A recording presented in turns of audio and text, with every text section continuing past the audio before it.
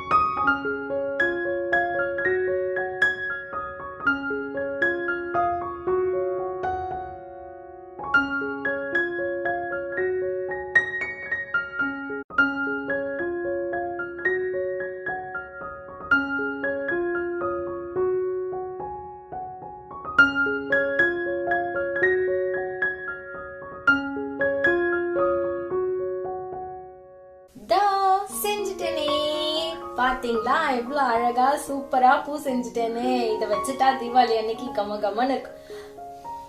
ஆமா, கம கமன் இல்லையே, ஒரு வாசனையும் இல்ல. சரி, என்கிட்ட பெர்ஃப்யூம் இருக்குல்ல, அதை அடிச்சுக்கலாம். ரொம்பவே நல்லா வாசனையா இருக்கும்.